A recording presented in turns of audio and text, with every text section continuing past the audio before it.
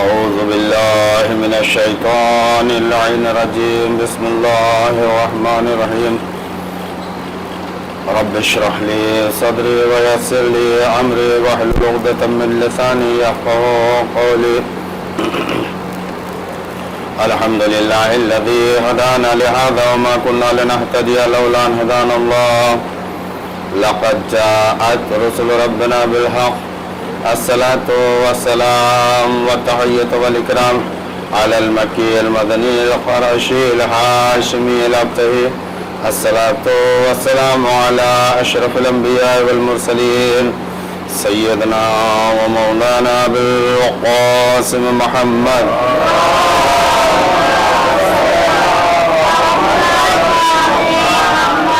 وعلى أهل بيت الطيبين الطاهرين المعصومين والمظلومين ولعنة الله تعالى دائم أجمعين الآن إلى قيام يوم الدين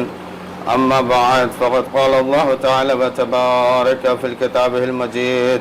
وفرقانه الحميد وهو أصدق القائلين وقوله الحق بسم الله الرحمن الرحيم ومنهم أئمة يهدون إلى أمرنا صلوات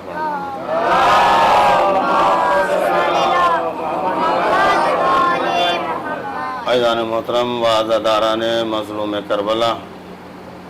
بہت ہی مشہور معروف آیہ کریمہ جس کا تلاوت شرف حاصل کیا،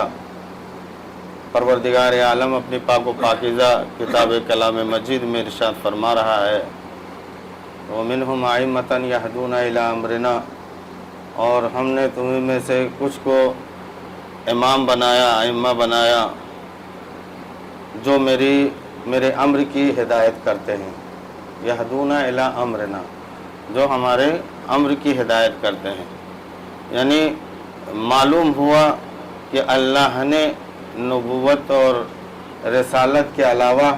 کچھ اور ہادیان دین کو بھیجا ہے تاکہ نوع بشریت کی ہدایت ہو سکے، اس لیے کہ خاتم الانبیاء خاتم المرسلین ہماری درمیان سے چلے گئے، لہذا سلسلے رسالت اور نبوت کا خاتمہ ہوا تو اللہ نے سلسلے امامت کا آغاز کیا تاکہ ہمارا دین محفوظ رہ سکے اور لوگ ہمارے دین کی ہدایت حاصل کر سکیں، لہذا اللہ نے یہ امامت کا سلسلہ شروع کیا۔ اور یہ امامت جو ہے اگر دیکھا جائے تو امامت کا درجہ کہیں بھی نبوت سے بلند و بالا ہے، اللہ نے امامت کے درجے کو بلند کیا ہے، اس لیے کہ ہم نے شاید اس سے پہلے مجالس میں بتایا کہ اللہ نے جناب ابراہیم کو، جو اللہ کے نبی برگزیدہ پیغمبر تھے، اللہ نے جب جناب ابراہیم کا امتحان لیا اور جناب ابراہیم نے اپنے تمام تر اپنے امتحان کو اللہ کی بارگاہ میں پیش کر دیا، اس میں کامیاب رہے، اور یہاں تک کہ جناب ابراہیم نے اپنے بیٹے کے گلے پہ چھری بھی چلا دیا۔ یعنی یہ وہ امتحان جو اولاد کی قربانی کا امتحان تھا، جب جناب ابراہیم نے وہ قربانی بھی پیش کیا تو اللہ نے آواز دی انی جاعلک للناس اماما، اے ابراہیم اب آپ نبی نہیں رہے تنہا، اب آپ کو ہم نے درجہ امامت پہ فائز کر دیا۔ لہذا اس سے اندازہ ہوا کہ اللہ نے درجہ امامت کو بلند فرمایا، اگر درجہ امامت بلند نہ ہوتی تو یہ درجہ نبوت اور رسالت کے بعد جناب ابراہیم کو اللہ نہ دیتا۔ لہذا جناب ابراہیم کو رسالت اور نبوت کے بعد جو آپ کو امامت ملی، یہ امامت کا درجہ بلند و بالا ہے، لہذا اللہ نے اس سلسلے امامت کو آغاز کیا۔ عزیزان محترم، اور ہمیں اللہ کا شکر ادا کرنا چاہیے کہ اللہ نے ہمیں ایسے خانوادے میں پیدا کیا کہ جہاں پر اہل بیت کی محبت پائی جاتی ہے اور ہم 12 اماموں کے ماننے والے ہیں، اس لیے کہ پروردگار عالم محشر میں ہر ایک کو اس کے امام کے ساتھ بلائے گا۔ وَيَوْمَ نُدْعُو كُلَّ أُنَاسٍ بِإِمَامِهِمْ، یہ آیہ قرآن ہے کہ ہر ایک کو پروردگار عالم ندا دے گا، پکارے گا محشر میں اس کے امام کے ساتھ۔ اب ظاہر سی بات ہے جس کا جیسا امام ہوگا اس کے ساتھ جائے گا، اس سے مشہور ہوگا۔ لہذا ہمیں تو فخر ہے کہ ہم ایک امام کے ماننے والے نہیں، ہم 2 امام کے ماننے والے نہیں، بلکہ ہمارے تو 12 امام ہیں، ہم 12 اماموں کے ماننے والے ہیں۔ اور اسی بات کا تو ہمیں فخر ہے اور شکر بھی ادا کرنا چاہیے کہ اللہ نے ہمیں ایسے خانوادے میں پیدا کیا، ایسے گھرانوں میں ہمیں پرورش دی ہے کہ جہاں پہ محبت اہل بیت پائی جاتی ہے، جہاں پہ 12 اماموں کی محبت پائی جاتی ہے۔ ہم 12 امامی ہیں، لہذا عزیزان محترم ہمیں فخر کرنا چاہیے کہ اللہ نے ہمارے لیے امامت جیسی عظیم ہستی کو ہماری ہدایت کے لیے بھیجا۔ اور ہمارے امام آج بھی ہے، جو ایسا نہیں ہے کہ امام ہماری نظروں سے پوشیدہ ہے تو امام کا وجود نہیں ہے، لہذا امام کا وجود ہے، اس لیے کہ اگر ہم کائنات کو دیکھ رہے ہیں کہ یہ رواں دماغ کائنات چل رہی ہے تو معلوم ہوتا ہے کہ کوئی نہ کوئی امام ہے، کوئی نہ کوئی ایسا ہادی اور رہنما ہے جس کی وجہ سے قیام دنیا قائم ہے، یہ قیام دنیا کو وجود ہے عزیزان محترم۔ لہذا آپ دیکھیں کہ اللہ نے خود ارشاد فرمایا حدیث قدسی میں کہ اے میرے محمد، اگر تمہیں پیدا کرنا ہمارا مقصود نہ ہوتا، اگر تمہیں دنیا پہ اتارنا ہمیں مقصود نہ ہوتا تو دنیا کو میں نہ سجاتا، دنیا کو نہ خلق کرتا، دنیا میں ہمیں آپ کو پیش کرنا تھا، آپ کو دنیا میں ہمیں بھیجنا تھا، اس لیے میں نے دنیا کو آباد کیا اور دنیا کو سجایا۔ یعنی جو بھی دنیا کی رونقیں ہیں، جو بھی دنیا کی چیزیں، چاہے وہ چاند ہو، سورج ہو، زمین ہو، آسمان ہو، جو بھی کوئی ہستی کائنات ہے، وہ سب کچھ صدقہ ہے رسالت مآب کا، ہمارے آخری نبی کا۔ لہذا عزیزان محترم، اب اگر نبی نہیں ہے تو نبی کا وارث ہونا ضروری ہے، اس لیے کہ جو دنیا ہے وہ صدقہ ہے پیغمبر اسلام کا، پیغمبر اسلام کے خاطر دنیا خلق کی گئی، اگر وہی نہ رہیں گے تو دنیا کا وجود کیسے؟ لہذا معلوم ہوا کہ آج بھی کوئی وارث پیغمبر ہے جس کے وجود سے دنیا قائم ہے۔ لہذا عزیزان محترم، یہ دنیا کا قیام ہے جو ہمارے وجود امام عصر علیہ السلام سے صلوات پڑھیں محمد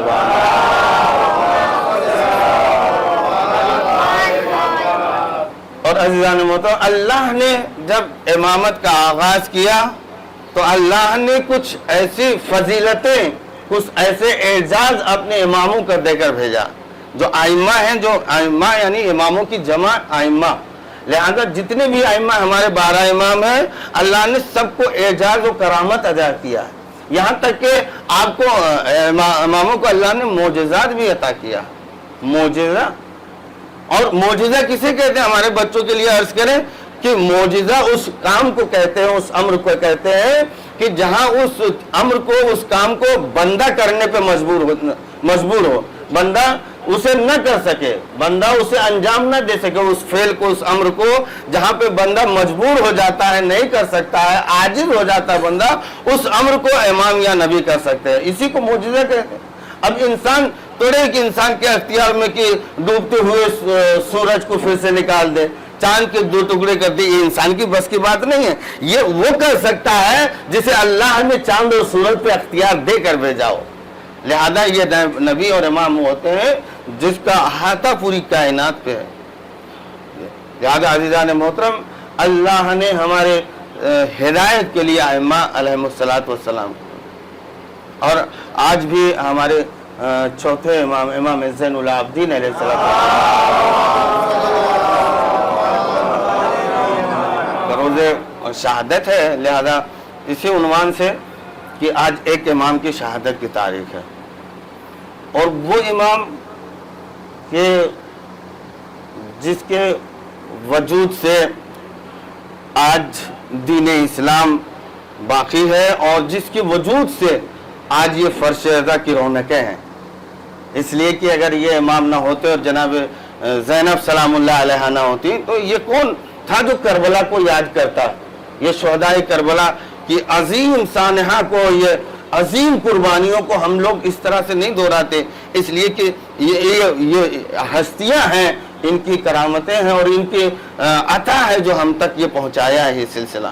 اور یقین جانیے عزیزان محترم کہ ہم نے عجیب و غریب روایت سنی ہے اس ورثے اور پڑھی بھی کتابوں میں، ایسا نہیں ہے کہ آپ جہاں بھی ہمیشہ علماء اکرام سے جب ماہ ازا آتا ہے تو فرش ازا کی اہمیت، عزاداروں کی اہمیت اور ذکر اہل بیت کرنے کی فضیلت آپ سنتے رہتے ہیں بارہا۔ لہذا ایک روایت میں آپ کے سامنے پیش کروں اس فرش ازا کی عظمت کے لیے، یہ آپ کی عزاداری جو آپ ایک مجلس سے دوسری مجلس میں اور پورے ماہ ازا میں آپ ادھر سے ادھر جاتے رہتے ہیں، زحمتیں اٹھاتے ہیں، دور دراز سفر طے کرتے ہیں مجلس کو سننے کے لیے، یہ عزیزان محترم یہ بہت بڑا شرف ہے، یہ بہت بڑی کرامت ہے جو اللہ نے اور اہل بیت نے، خصوصاً جناب سیدہ نے آپ حضرات کو انتخاب کیا اس فرش ازا پہ آنے کے لیے۔ آپ کی عظمتیں بغیر انتخاب کے کوئی نہیں آتا، اجازت ہوتی ہے ادھر تو فرش ازا پہ آ کے بیٹھتے ہیں، نہیں جن کو اجازت نہیں ہوتی وہ باہر ہی بیٹھ کے سن لیتے ہیں۔ لہذا یہ شرف ہے یہاں پہ بیٹھنے کی، عظمت ہے۔ لہذا عزیزان محترم اور روایت یہ ہے کہ معصوم فرماتے ہیں کہ اگر پیغمبر نے ارشاد فرمایا کہ جو بھی میرے حسین پر گریہ کرے گا یا رلائے گا یا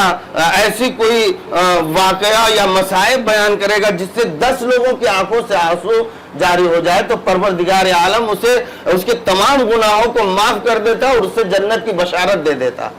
اللہ اکبر، یعنی ایک ایسی مصیبت اہل بیت کی اگر کسی نے پڑھ دیا جس سے 10 لوگوں کی آنکھوں میں آنسو آ جائے تو پروردگار عالم اسے معاف کر دیتا ہے، اس کی جنت کی ضمانت اور پروانے جنت اسے لکھ کر دے دیتا ہے۔ لہذا پھر معصوم فرماتے ہیں اگر کسی نے 3 لوگوں کو رلا دیا، 3 لوگوں کی بھی آنکھوں میں آنسو آ گئے تو پیغمبر فرماتے ہیں کہ روز محشر ہماری مدد اس کے شامل حال ہوگی، ہماری شفاعت اس کے شامل حال ہوگی۔ لہذا عزیزان محترم یہ گریہ، یہ اہل بیت پر رونا، یہ اہل بیت کی فضیلتوں پہ خوش ہونا، یہ اپنا ایک الگ شرف ہے، یہ عبادت ہے اور یہ ایسی عبادت ہے جسے پروردگار عالم رد نہیں کرتا، اور یہ وہ عبادت ہے کہ جس میں کوئی کسی طرح کا کوئی دکھاوا نہیں آتا ہے، کوئی دکھاوا نہیں ہے اس میں۔ ہر انسان کا جو دل غمگین ہوتا ہے، روتا ہے، یہاں پہ دکھاوا نہیں کرتا، بلکہ یہاں تو ہم نے یہ دیکھا ہے کہ لوگ رونے سے شرمندہ ہوتے ہیں، شرم کھاتے ہیں اور اپنے گھٹنیوں میں پیروں میں سر ڈال کے روتے ہیں تاکہ کوئی دوسرا دیکھے نہ کہ ہم رو رہے ہیں، ہے نا؟ ایسا ہوتا ہے۔ اسی لیے بعض مجلسوں میں جب شام غریبہ کی مجلس ہوتی ہے، بعض جگہوں پہ مصائب بیان کرتے ہیں تو لائٹ خاموش کی دی جاتی ہے، روشنی کم کر دی جاتی ہے تاکہ کسی کو گریہ کرتے ہوئے کوئی شرمندہ نہ ہو، دیکھے نہ۔ لہذا عزیزان محترم یہ رونے کا شرف ہے کہ پروردگار عالم خود کہہ رہا ہے کہ ہم اس کے تمام گناہوں کو معاف کریں۔ لہذا یہ عظمت اہل بیت ہے، یہ ائمہ اہل بیت علیہ السلام کی یہ فضیلت ہے کہ جہاں پہ ہم ان کے ذکر، فضائل و مصائب بیان کرتے ہیں تو اللہ ہمیں سننے اور سنانے دونوں کا ثواب اجر دیتا ہے۔ اور اللہ وہ ہے جو کسی کے حق کو اپنے گردن پہ نہیں رکھتا ہے۔ حل جزاء الاحسان الا الاحسان، یہ تو خود پروردگار عالم کہہ رہا ہے کہ احسان کا بدلہ احسان ہی ہوتا ہے۔ اگر ہم نے کچھ کیا اللہ کے خاطر ضرور ہمیں اسے جزا ملے گا، اور اہل بیت وہ ہے جو ہمیں اس سے ماسوا بڑھا کے عطا کرتے ہیں۔ جو ہم اہل بیت کے لیے 1 قدم آگے بڑھاتے ہیں تو ہمارے لیے 10 قدم آگے بڑھاتے ہیں۔ ہم اگر اہل بیت کے لیے 1 روپیہ خرچ کرتے ہیں، اگر اہل بیت ہمیں وہ 1000 اسے تبدیل میں کر دے، ہزاروں میں تبدیل کر دے تو اس میں حیرت کی انتہا نہیں ہے۔ عزیزان محترم آج دیکھیں جو فرش ازا بچھانے والے ہیں، جو مجلس ازا برپا کرنے والے ہیں، آج دیکھیں اللہ انہیں کیسے ان کی زندگیوں میں خوش کر رکھا ہے۔ کبھی کوئی ایسی پریشانی نہیں آتی ہے عزاداروں کے لیے۔ لہذا عزیزان محترم ائمہ وہ ہے جو ہماری ہدایت کے لیے آئے ہیں۔ اللہ نے سلسلے امامت کو ہماری ہدایت کے لیے، اور آج بھی ہمارا امام ہے جو ہماری ہدایت کر رہا ہوتا ہے۔ ایسا نہیں ہے ہم امام فرماتے ہیں میرے چاہنے والوں، ہم تمہاری نظروں سے پوشیدہ ہیں، تم ہمیں نہیں دیکھ رہے ہو لیکن تم ہماری نظروں سے پوشیدہ نہیں ہو، ہم تمہیں دیکھ رہے ہیں۔ اگر ہمارے نظر کرم، ہماری دست شفقت تمہارے سروں پہ نہ ہو تو یاد رکھو یہ ظالم دنیا تمہیں تباہ و نیست و نابود کر دے گی۔ یہ ہمارا کرم ہے، یہ ہمارا دست شفقت ہے، تمہارے اوپر سایہ ہے، تمہارے سروں پہ جو وجود ہے، امام زمان علیہ السلام کا وجود ہے وہ ہمارے سروں پر ہماری محافظت کر رہا ہے، سایہ ہمارے سروں۔ لہذا عزیزان محترم یہ اہل بیت ہے، یہ عظمت اہل بیت علیہ السلام، اللہ نے ان کو یہ فضیلت عطا کی ہے، اور اللہ نے یہ ساری کائنات کو انسان کے لیے خلق کر دیا۔ اور انسان کو تنہا نہیں چھوڑا، خل کر کے بس چھوڑ دیا، نہیں، اللہ نے ہر انسان کے لیے ایک نہ ایک ہادی مقرر کیا ہے۔ جہاں پہ بہت ساری چیزیں بہکانے والی ہوتی ہیں، انسان کو انحراف کرنے والی چیزیں ہوتی ہیں، وہاں پہ اللہ نے خود انسان کے کاندھوں پر ایک ہادی کو رکھا ہے، ایک فرشتہ ہدایت ہے، ایک ضمیر ہے، ایک انا ہے انسان کے اندر جو ملامت کرتی ہے برے کاموں کے لیے۔ جب انسان غلط کام کے لیے سوچتا ہے نا، آپ ہمیشہ تجربہ کر کے دیکھیں، جب ابھی ہمارے قدم کسی غلط کام کے ارادے کے لیے بڑھتے ہیں یا ہماری فکر میں آتا ہے کوئی غلط کام کے لیے، تو ایک ضمیر ہوتی ہے انسان کے، نہیں، منع کرتی، نہیں، غلط ہے، وہ روکتی ہے ضمیر۔ اور یہ سب سے بڑی ہدایت گر ہے ہماری زندگی کے لیے، یہ اللہ کا کرم ہے کہ اس نے ہمارے خود اوپر مسلط کیا ہے ایک ہادی کو، تاکہ وہ ہمیں ہر برے کاموں سے متنبع کرتا رہے، تاکہ ہماری ہدایت گام گام پہ، قدم قدم پہ ہماری ہدایت کرتا رہے۔ لہذا اللہ نے ہمارے لیے ایک فرشتے کو انتخاب کیا ہے تاکہ وہ ہمیں برائیوں سے بچاتا رہے، ہمارے اچھائیوں کا راستہ دکھاتا رہے۔ جہاں شیطان بہکانے کے لیے کہا نا، اللہ سے وعدہ کر کے آتا ہم تمہارے بندوں کو بہکائیں گے، تو اللہ نے کہا نہیں، جو ہمارے نیک بندے ہوں گے اسے تم نہیں بہکا پاؤ گے، جو ہمارے مخلص اور نیک بندے ہوں گے۔ لہذا عزیزان محترم، ہمیں وہ نیک بندہ بن کے دکھانا ہے۔ ساری کائنات کو ہمارے لیے خلق، اور اللہ نے صرف اور صرف کیا مانگا ہے ہم سے کہ ہم اس کی بارگاہ میں سجدہ ریز ہو جائیں، سجدہ ریز ہو جائیں۔ عزیزان محترم، سجدے کی بات آئی آج ہمارے چوتھے امام کی روز شہادت ہے، جسے سید الساجدین کہا جاتا ہے، جسے زین العابدین کہا جاتا ہے۔ عزیزان محترم، اگر قرآن کریم میں آپ دیکھیں گے اور مطالعہ کریں گے تو اللہ نے دو عظیم شخصیتوں کے لیے کہا ہے کہ وہ سجدہ کرنے والے ہیں، وہ ہماری عبادت کرنے والے بندے ہیں۔ اگر آپ دیکھیں تو اللہ نے فرشتوں کے لیے کہا کہ ہمارے یہ وہ مخلوق ہیں، وہ بندے ہیں کہ جسے ہم نے اپنی سجدہ کے لیے خلق کیا، یہ ہمارے سجدہ گزار بندے ہیں، یعنی فرشتوں کو سجدہ کرنے والا بتایا۔ اور ہے بھی فرشتے جو بھی اللہ کی بارگاہ میں سجدہ ریز ہیں، وہ سجدہ ہی کر رہے ہیں، وہ سر سجدے سے نہیں اٹھاتے ہیں۔ لہذا اللہ نے فرشتوں کو ساجدین کہا ہے کہ سجدہ کرنے والے، اور انبیاء اکرام کو عابدین کہا ہے، یہ ہمارے بندے جو ہیں، یہ ہمارے ہادیان دین جو ہیں، یہ ہمارے انبیاء جو ہمارے مخلص اور ہمارے عبادت گزار بندے ہیں، عابدین ہیں۔ تو لہذا عزیزان محترم، اگر اللہ نے انبیاء کی فہرست بنائی 1,24,000 تو سب کے سب عابدین ہوئے، سید العابدین کوئی نہ ہوا۔ اگر فرشتوں کو سجدہ گزار والا بنایا، سجدہ کرنے والا بنایا، تو سب کے سب فرشتے سجدہ کرنے والے ہیں، لیکن کوئی سید الساجدین نہ بن سکا۔ یہ ہمارے امام کے لیے فخر کا مقام ہے کہ آپ عبادت کریں تو عابدوں کی فہرست میں کھڑا کر دیا جائے تو سید العابدین ہو جائے، فرشتوں کے اگر فہرست میں کھڑا کر دیا جائے تو سید الساجدین کہلائے۔ یہ عظمت ہے عزیزان محترم، چوتھے امام کی اللہ نے وہ شرف بخش۔ جہاں اس امام کو سید الساجدین کہا گیا، وہ امام جس کے لیے کہا گیا مولا آپ سید الساجدین ہیں، آپ کی عبادتوں پہ پروردگار عالم فخر کرتا ہے، کہا کہ میری عبادتیں کوئی کچھ بھی نہیں، میرے بابا علی مرتضیٰ کی صحیفہ عبادت لاؤ، ایک ایک شب میں ہزار ہزار تکبیروں کی آوازیں بلند ہوتی تھی، میرے بابا کی یہ فضیلت ہے۔ عزیزان محترم، اس علی کی عبادت کو کیا کہنا جس کی ایک ضربت ثقلین کی عبادتوں پہ بھاری ہو جائے، اس علی کی عبادت کو کیا کہنا، جس کی ایک ضربت کا یہ عالم ہو جو عبادت ثقلین پہ بھاری ہو جائے، اس کی پوری زندگی کی عبادت کو کیا کہنا۔ لیکن عزیزان محترم، مولا کائنات کی جہاں یہ عبادتیں ہیں کہ ایک ضربت ہزار ثقلین کی عبادتوں پہ بہتر ہو جائے،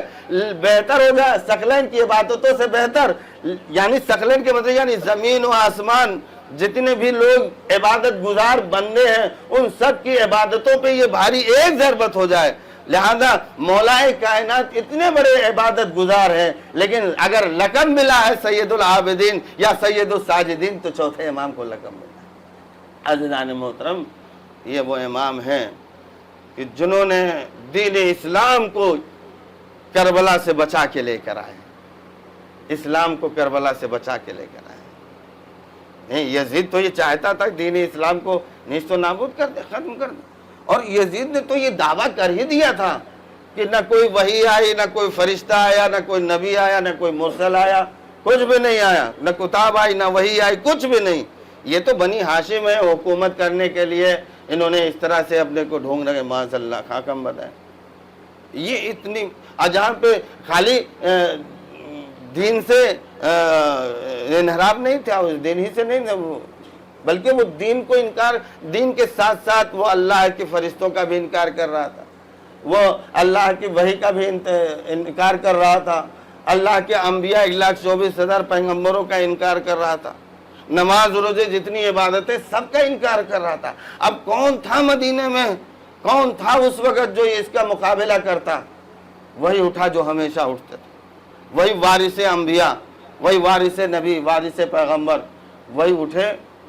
جن کے رگوں میں پیغمبر اسلام کا خون تھا، جو آل رسول تھے، وہی اٹھے اور دین اسلام کی حفاظت کیا جائے۔ لہذا اگر دین اب ہمارے پاس ہے تو یہ واقعاً یہ ہم تو کبھی فخر کرتے ہیں، ہم اپنے مذہب تشیع پر ہم فخر کرتے ہیں، فخر کرنے کی بات ہے، اس لیے کہ ہم جس مذہب پہ عمل کر رہے ہیں، یہ دین جو تشیع کا دین ہے،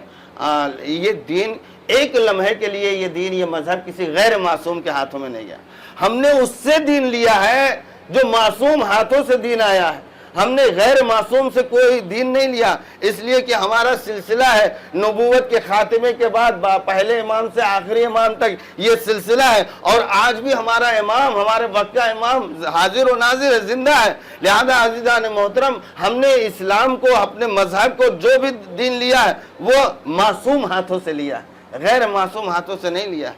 لہذا عزیزان محترم، یہی وجہ ہے کہ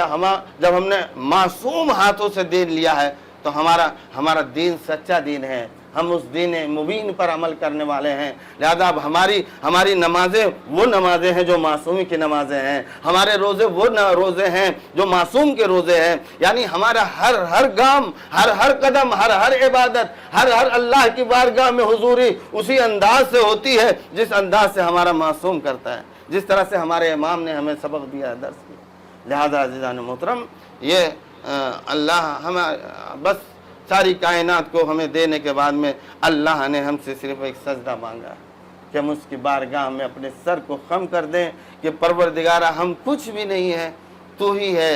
تو ہی بلند و بالا ہے، تو ہی وہ ذات ہے جس کا ہم جو لائق سجدہ ہے، جس کا سجدہ کر سکتے ہیں۔ ہم جب اس انداز سے اللہ کو بلند و بالا سمجھتے ہوئے، مالک و خالق سمجھتے ہوئے اس کی بارگاہ میں سجدہ ریز ہو جاتے ہیں تو ظاہراً ہمارا سر سجدے میں ہوتا ہے لیکن ہمارے قدم معراج پہ ہوتے ہیں۔ اللہ اٹھا کے معراج کے بلندیوں پہ پہنچا دیتا ہے، اے میرے بندے تم میری بارگاہ میں اپنے سر کو جھکا کے آؤ گے،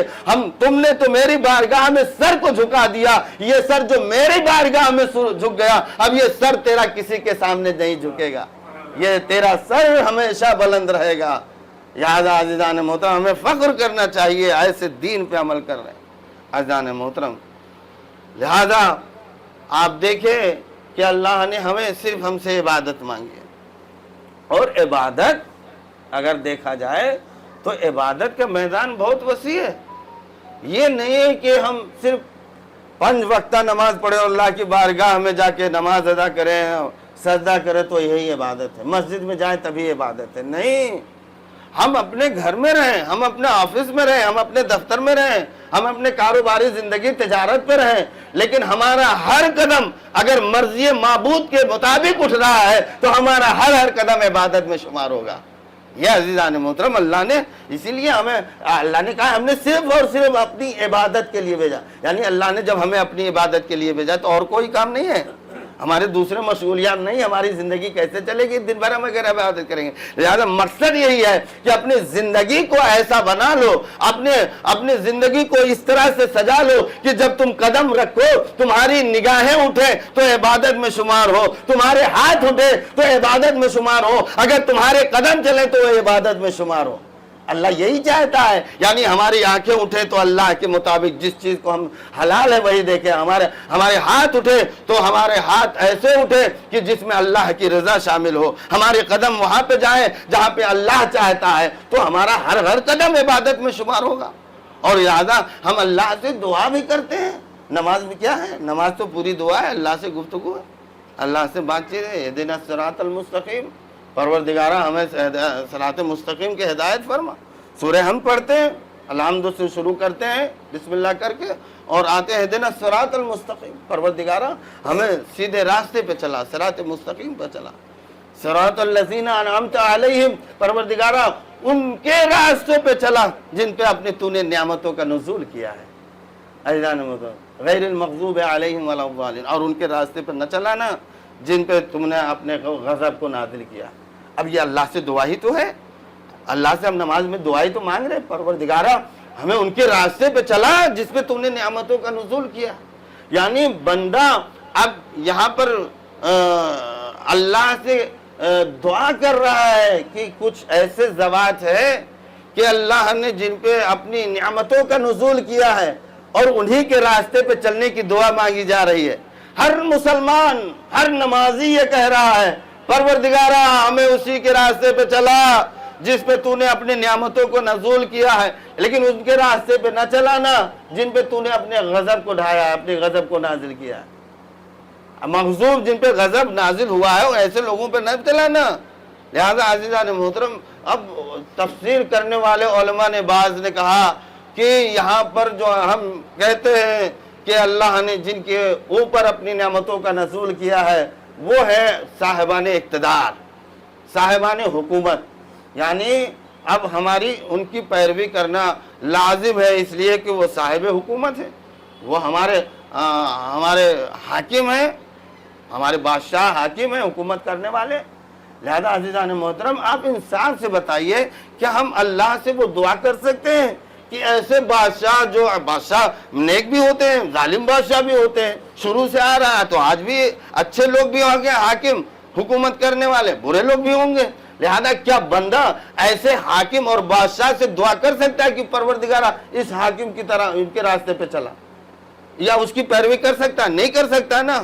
اس لیے کہ ظالم کی پیروی نہیں کی جا سکتی ہے۔ لہذا معلوم ہوا بادشاہ مراد نہیں ہے، حاکم مراد نہیں ہے۔ پھر بعض نے کہا کہ نہیں، وہ افراد جن پہ اللہ نے اپنی نعمتوں کا نزول کیا ہے، اللہ نے انہیں دولت اور ثروت عطا کیا ہے، مال و دولت عطا کیا ہے، اور معاشرے میں بلند قداور شخصیتیں ہیں، لہذا ان کے نقش قدم پہ ہمیں چلنے کے لیے دعا کی جا رہی ہے، ہم چلیں ان کے نقش قدم پر، پروردگارہ انہی کے راستے پہ چلا۔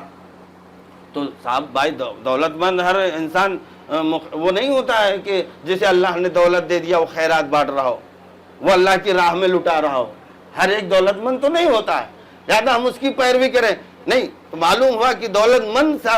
صاحب نعمت نہیں ہو سکتا ہے، جب حاکم صاحب نعمت نہیں ہو سکتا ہے، دولت مند صاحب نعمت نہیں ہو سکتا ہے، تو آخر کون شخصیتیں ہیں کہ جس کے لیے ہم دعا کر رہے ہیں کہ پروردگارہ ان کے راستے پہ چلا جن پہ اپنے نعمتوں کا نزول کیا ہے؟ تو عزیزان محترم، نہ مال و متاع صاحب نعمت بنا سکتی ہے، نہ دولت و حکومت صاحب نعمت بنا سکتی ہے۔ صاحب نعمت وہی افراد ہے جو زمین پہ بیٹھے رہتے ہیں، ستارہ ڈیوڑھی پہ اتر آتا ہے، جو اشارہ کر دیتے ہیں ڈوبتا ہوا سورج پلٹ آتا ہے، جو اگر یہ کہہ دیں اے بیٹا حسنین تمہارے لباس درزی کے ہاں ہے، تو رضوان جنت زردی بنتا ہوا چلا ہے۔ لہذا صاحبان نعمت یہ ہیں، اللہ نے ان کو اوپر نعمتوں کا نزول کیا ہے، جو نعمت جنت سے سرفراز ہیں، جن کے ہاں فرشتے آتے ہیں، جو یہ کہتے نہیں کہ ہم فرشتے ہیں، بلکہ آتے ہیں کبھی مسکین بن کے آتے ہیں، کبھی یتیم بن کے آتے ہیں، کبھی اسیر بن کے آتے ہیں۔ میں کہوں گا فرشتہ ہے خدا آپ کیوں نہیں کرتے؟ ہم اللہ کے ملک ہیں، کہا اگر ہم ان کے سامنے اپنی بڑائی بیان کر دیں گے تو ہمارے بالوں پر چھن جائیں گے۔ یہ عظیم ایسی شخصیتیں ہیں جناب محترم، اللہ نے ان کو فضیلت دی ہے۔ اور جہاں پر ہم نے کہا کہ جہاں پر فرشتوں کے قدم رک جاتے ہیں وہاں سے بشریت کا آغاز ہوتا ہے اور آواز قدرت آتی ہے، اے میرے پیغمبر اور قریب آ جاؤ۔ تب یعنی اللہ نے کہا کہ اے میرے حبیب ادھر آ جاؤ قریب، کہ اتنا قریب آ جاؤ کعبہ و قوسین، یعنی یہاں تک کہ اللہ جو جہاں پہ اللہ نے عرش اعظم پہ معراج پہ پیغمبر کو بلایا اور اتنی قربت ہو گئے کہ کعبہ اور قوسین کی منزل تھی، یعنی ایک کمان یا اس سے زیادہ، ایک کمان یا اس سے زیادہ، تیر و کمان ہوتے نا، اس سے زیادہ کہ جب اتنا فاصلہ رہ گیا اور پیغمبر کو اور بلایا گیا تو وہیں پر جناب جبرائیل کے قدم رک جاتے ہیں، آواز دیتے ہیں یا نبی اللہ، اب اس سے آگے ہمارا حد نہیں ہے، اگر ہم اس سے آگے اگر ہم نے قدم رکھ دیا تو ہمارے بالوں پر چن جائے، لہذا یہ معراج انسانیت ہے۔ اللہ نے اسی لیے کہا ہے کہ ہم نے انسان کو افضل المخلوقات بنایا ہے، اور فضلنا بنی آدم، اور ہم نے بنی آدم کو صاحب فضیلت بنایا ہے، صاحب کرامت بنایا ہے۔ عزیزان محترم، جو عظمت انسان کو ہے اللہ نے کسی اور کو عظمت نہیں دی ہے، یہ اشرف المخلوقات اللہ نے اشرف المخلوقات بنایا ہمیں آپ کو، لہذا ہمیں اپنی عظمت کو سمجھیں کہ اللہ نے جو ہمیں اشرف المخلوقات بنایا ہے تو اپنے شرف کو برقرار رکھیں، اپنی آدمیت کو زندہ رکھیں، اس لیے کہ عزیزان محترم اگر ہم نے اپنے وقار کو، اپنے منزل کو، اپنے مقام کو اب داؤں پہ لگا دیا تو یقین جانیے جہاں پہ قرآن ہمیں فضیلتیں عطا کر رہا ہے وہی قرآن آگے بڑھ کے آواز دیتا ہے کہ کأنہم کالانعام، یہ وہ ہیں جیسے جانور، بل ہم اضل، خالی جانور نہیں بلکہ جانور سے بھی بدتر ہو گئے۔ اللہ اکبر، یہ قرآن کہہ رہا ہے، میں نہیں کہہ رہا ہوں، کہ انسان جب اپنے اس منزل پر آتا ہے کہ جہاں پر اپنے وقار کو، اپنی منزل کو، اپنی فضیلت کو داؤں پہ لگا دیتا ہے تو پروردگار عالم اسے اس منزل پہ لا کے کھڑا کر دیتا ہے کہ جہاں انسان یا حیوان سے بھی بدتر نظر آتا ہے۔ تو ایسا نہ ہو ہماری زندگی میں کہ ہم اس مقام تک پہنچے جہاں پر ہم چاہتے ہیں وہاں جائیں، جہاں اہل بیت ہم سے چاہتے ہیں وہاں جائیں۔ عزیزان محترم، اللہ نے یہ ساری فضیلتیں ائمہ اہل بیت علیہ السلام کو عطا کیا ہے، ہمارے اماموں کو عطا کیا ہے۔ عزیزان محترم، آج ہمارے آپ کے چوتھے امام کی شہادت کی تاریخ ہے، اور ہمارا امام، ہم نے شروع میں کہا امام وہی ہوتا ہے جو صاحب اعجاز ہوتا ہے، جو معجزہ دکھانے والا ہوتا ہے، وہ ایسی کرامتیں ظاہر کرنے والا ہے جہاں انسان کے طاقت ختم ہو جاتی ہے اور انسان کی پرواز رک جاتی ہے، وہاں سے امامت کا آغاز ہوتا ہے۔ تو امام ہمارا صاحب اعجاز ہوتا ہے۔ ہم اپنے امام کو عالم بھی سمجھتے ہیں، عالم علم غیب، یعنی غیب کی بھی خبر رکھتے ہیں، اور وہ ہے صاحب اعجاز، اختیار بھی، تسلط، کائنات پہ تسلط بھی رکھتے ہیں، اختیار رکھتے ہیں۔ ہمارا امام دنیا پہ اور آخرت میں بھی تسلط ہے، اختیار ان کے قبضے قدرت میں۔ لہذا ہمارے آپ کے چوتھے امام کا زمانہ تھا، ایک شخص ہمیشہ جاتا تھا زیارت پہ مدینہ اور حج، اور پھر مدینہ جا کر امام سے ملاقات کرتا تھا، اور یا تجارت پہ گیا ادھر تو پھر امام سے مل کے آتا تھا، تو کچھ نہ کچھ تحفے لے کے جاتا تھا امام کی خدمت میں۔ ظاہر سی بات ہے، ہم آپ کسی کو دیکھنے جاتے ہیں، ملنے جاتے ہیں کسی کو، تو اس کے لیے تحفہ لے کے جاتے ہیں، اور خاص طور سے ہم اپنے رشتہ داروں میں، خانوادے میں کافی عرصے کے بعد جا رہے ہیں تو کچھ نہ کچھ ہاتھ میں لے کے جاتے ہیں کہ بچے ہوں گے، ہم ان کے گھر جائیں گے، لوگ آئیں گے، فلاں آگے، بچے دوڑیں گے، تو کچھ نہ کچھ لے کے جاتا ہے، سوغات لے کر جاتا ہے انسان۔ یہ بھی سوغات لے کر جاتا تھا ہمیشہ۔ ایک مرتبہ جانے لگا، بیوی نے کہا کہ آپ ہمیشہ جاتے ہو، کس سے ملنے جاتے ہو اور تحفہ لے کے جاتے ہو کچھ نہ کچھ گھر سے، کبھی انہوں نے آپ کو دیا ہے کچھ؟ کبھی آپ کو بھی دیا ہے کچھ؟ یہ بیوی نے کہا اور یہ سن لیا اور چلا گیا۔ وہاں پہنچا، خدمت امام پہ سلام کیا، امام کا جواب سلام آیا، امام کے خدمت میں بیٹھا، باتیں ہوئی، اور امام نے اس کی پذیرائی کی، دسترخوان بچھایا، کھانا کھلایا۔ تو امام نے کہا کہ لاؤ ہم تمہارے ہاتھ دھلا دیں،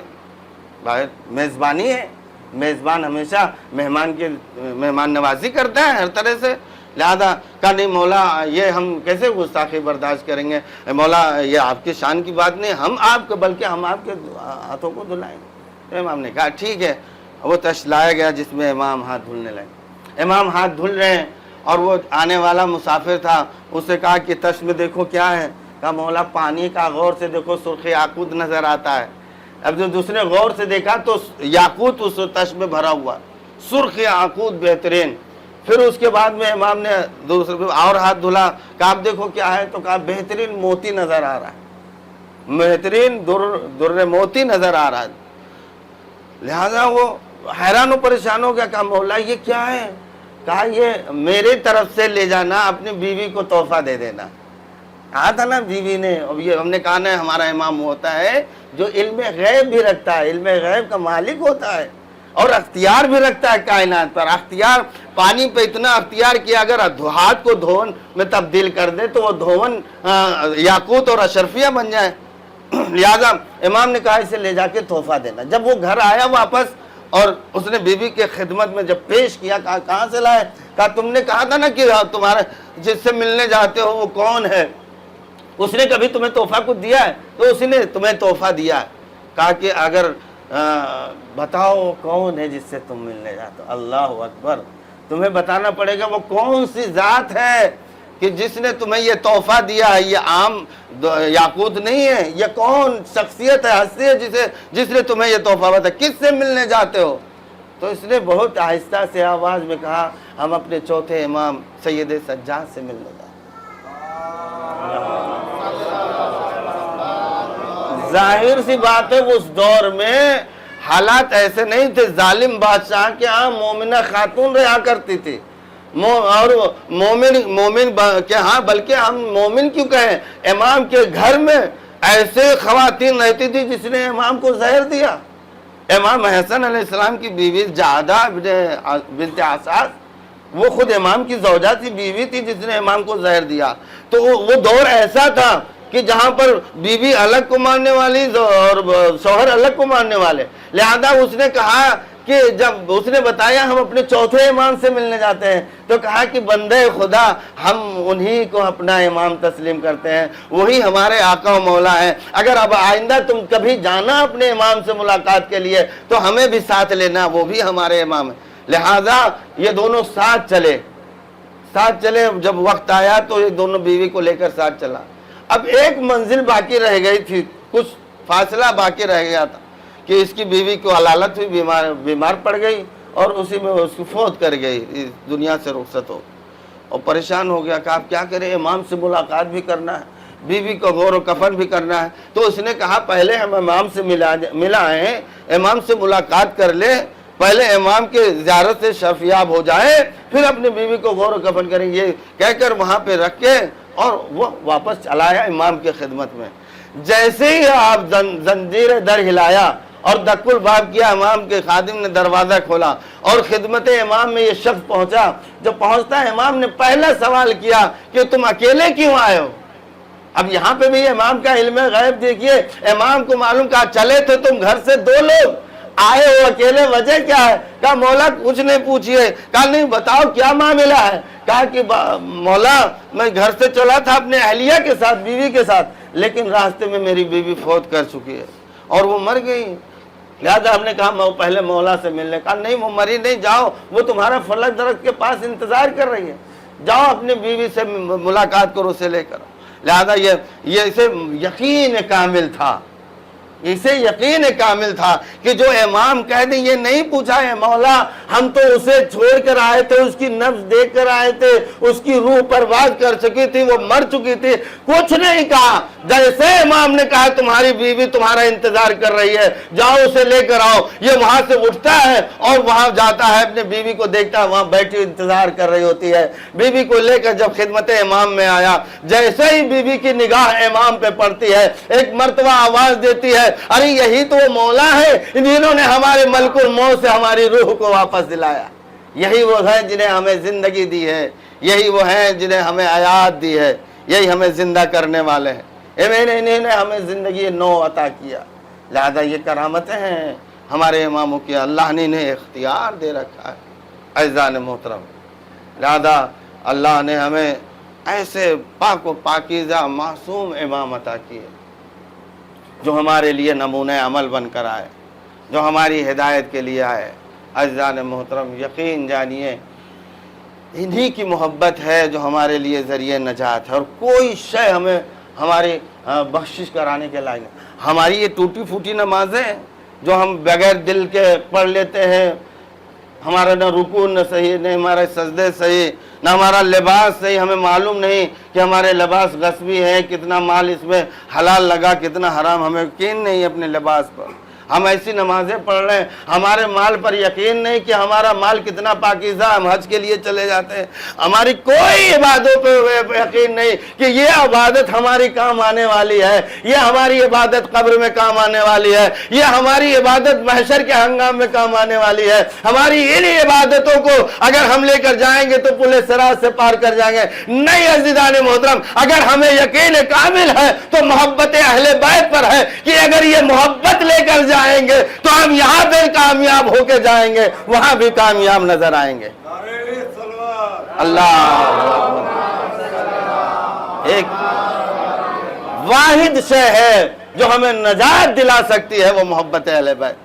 کوئی دنیا کی طاقت نہیں ہے جو ہمیں نجات دلا دے سوائے محبت اہل بیت عزیزان محترم۔ اور یہ محبت اہل بیت یہ خالی ہمارے دلوں میں بستی نہیں ہے،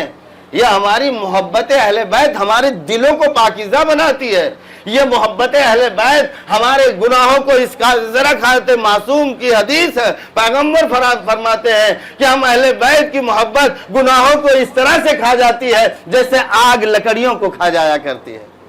اللہ اکبر، یہ محبت ہے عزیزان محترم۔ لہذا